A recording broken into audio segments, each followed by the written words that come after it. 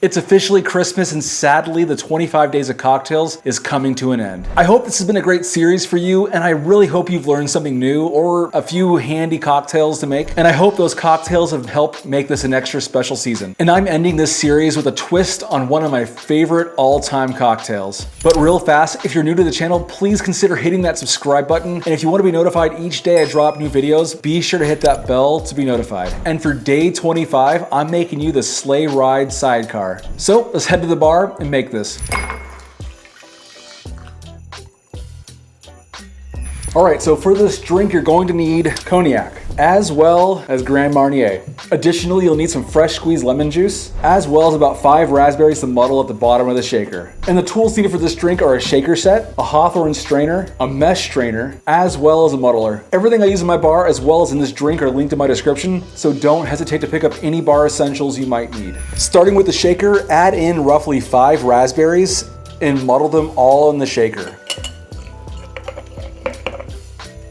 Time to add 1.5 ounces of Cognac. Now add 1 ounce of Grand Marnier. And lastly, 1 ounce of fresh squeezed lemon juice. Now add ice to the shaker and shake for about 10 to 15 seconds.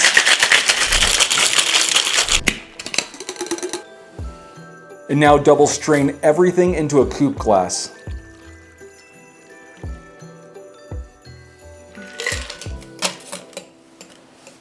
And there you have it, the Sleigh Ride Sidecar. Cheers.